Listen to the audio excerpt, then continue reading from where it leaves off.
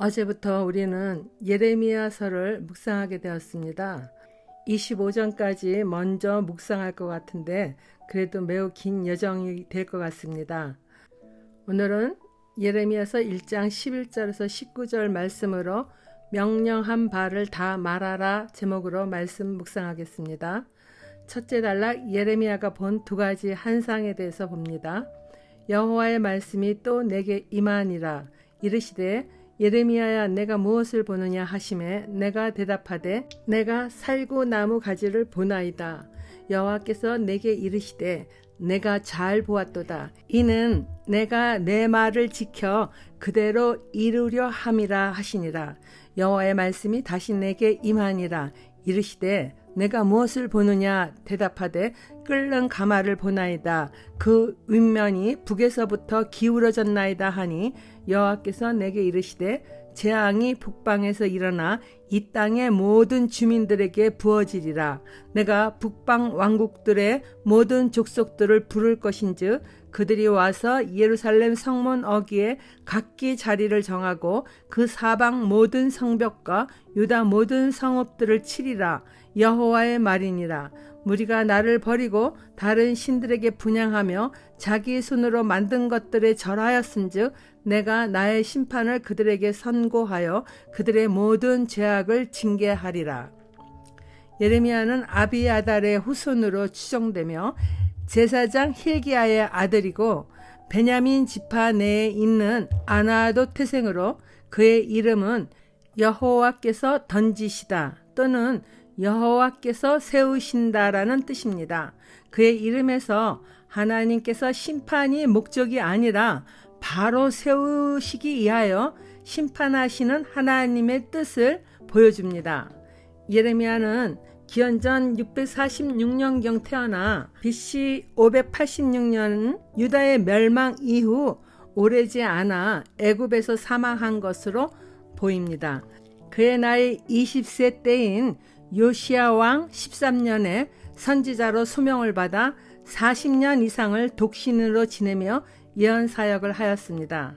하나님은 예레미야를 모태에서 짓기도 전에 선택하였고 태어나기도 전에 그를 거룩하게 구별해서 문 민족에게 보낼 예언자로 세웠다고 말씀으로 소명을 주셨습니다. 이와 같은 말씀으로 소명을 받던 시기에 그는 두 가지 환상을 보게 됩니다. 하나는 살구나무 가지였습니다. 살구나무는 히브리어로 사케드라고 말합니다. 아몬드나 밤, 호두 등의 경과나무를 말합니다. 특히 오늘날에도 예레미야의 고향인 아나도 지방에 수많은 아몬드 나무가 이른 봄이 되면 꽃을 피운다 합니다. 이때에 아몬드 나무에 꽃이 피어 있었는지는 알 수 없지만 예레미야가 본 환상 아몬드 나무가 봄을 가장 먼저 알리듯이 하나님의 말씀이 속히 성취된다는 것을 의미합니다. 주님은 예레미야에게 두 번째 환상을 보여주시면서 내가 무엇을 보고 있느냐고 또다시 묻습니다. 두 번째 환상은 물이 끓는 솥이 북쪽에서부터 넘쳐 흐르고 있는 모습이었습니다. 펄펄 끓는 물이니까 재앙을 뜻하는 것이죠. 이것은 북방의 바벨론 군대의 침략을 상징한 것입니다. 하나님께서 이처럼 유다의 멸망을 알려주심은 하나님의 백성인 유다가 왕이신 하나님을 버리고 떠나서 다른 우상들을 섬기는 죄를 저질렀기에 북쪽 나라를 들어 하나님의 백성을 심판하시는데 사용하시겠다는 말씀입니다. 적용 질문입니다. 나의 어떤 죄가 심판의 가마를 끓게 합니까? 나의 모든 죄악을 징계하고자 나의 성벽과 성읍을 치러 온 북방 족속들은 누구입니까? 두 번째, 예레미야와 함께 하시는 하나님에 대해서 봅니다. 그러므로 너는 내 허리를 동이고 일어나 내가 내게 명령한 바를 다 그들에게 말하라. 그들 때문에 두려워하지 말라.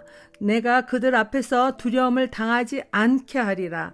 보라, 내가 오늘 너를 그 온 땅과 유다 왕들과 그 지도자들과 그 제사장들과 그 땅 백성 앞에 견고한 성읍, 세기둥, 노성벽이 되게 하였은즉 그들이 너를 치나 너를 이기지 못하리니 이는 내가 너와 함께하여 너를 구원할 것임이니라.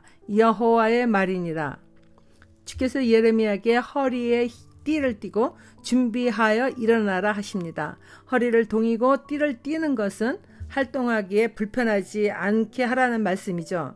하나님께서 알려주시는 모든 말씀을 나라의 지도자들 그리고 강한 영향력을 행사하는 자들에게 선포할 것이나 그들을 두려워하지 말라 하십니다. 예레미야는 하나님이 알려주시는 계시의 말씀을 지도자들과 제사장들인 지도층의 인사들 뿐만 아니라 일반 백성들에게도 전해야 하는데 그들은 예레미야를 박해할 것입니다. 그러나 주께서 예레미야와 함께 하심으로 그들이 예레미야를 이길 수 없게 하시겠다고 하나님은 약속의 말씀을 주십니다.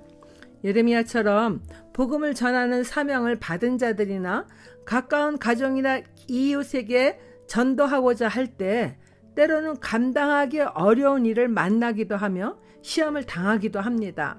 예레미야는 이스라엘뿐 아니라 열방의 하나님의 심판을 예언하는 자로서 그가 가는 길이 무척 외롭고 힘든 길임을 주께서 모두 알려주십니다. 그는 그의 고향 아나돗 사람들마저도 예레미야가 예언하기를 그치지 않으면은 자기들의 손에 죽을 수 있다는 협박을 할 것이라고 하나님은 그 부분까지도 미리 알려주십니다. 그러나 예레미야와 함께 하신 전능하신 하나님이 반드시 동행하시며 도우셔서 오히려 그들을 벌하실 거라고 말씀해 주십니다. 하나님은 당신의 사역자들이 강건하기를 원하십니다. 가나안 정복을 이끌어갈 지도자 여호수아에게 강하고 담대할 것과 하나님이 함께 하실 것을 약속하셨던 것처럼 복음 전파를 위하여 하나님은 영적 전쟁을 치르게 될 그리스도인들을 도우시며 승리의 길로 인도하십니다. 여호수아 1장 7절에서 8절 말씀입니다. 오직 강하고 극히 담대하여 나의 종 모세가 내게 명령한 그 율법을 다 지켜 행하고 우로나 좌로나 치우치지 말라. 그리하면 어디로 가든지 형통하리니 이 율법책을 내 입에서 떠나지 말게 하며 주야로 그것을 묵상하여 그 안에 기록된 대로 다 지켜 행하라. 그리하면 내 길이 평탄하게 될 것이며 내가 형통하리라. 이 말씀처럼 하나님의 약속의 말씀을 붙잡고 주의 명령을 쫓아 살아갈 때 모든 영적 전쟁에서 넉넉히 이기며 살아가게 될 것입니다. 적용 질문입니다. 하나님은 나를 통해 이루시고자 하는 뜻이 있음을 믿으십니까? 그 일은 무엇인가요? 하나님이 내게 맡기신 줄 알면서도 두려워하며 주저하고 있지는 않습니까? 하나님이 반드시 나와 함께 하시며 지켜주실 것을 믿습니까? 기도하겠습니다. 거룩하신 하나님 아버지, 하나님께서 믿음을 선물로 주신 것은 부족하지만 저를 통해 이루시고자 하는 일이 있음을 믿습니다. 미련하여 주의 뜻을 깨닫지 못하는 일이 없게 하시고 게으르거나 연약하여 말씀에 불순종하는 자가 되지 않기를 원합니다. 주의 성령으로 충만하게 하셔서 사명 감당하는 기쁨을 누리며 살아갈 수 있기를 예수님 이름으로 기도드립니다. 아멘.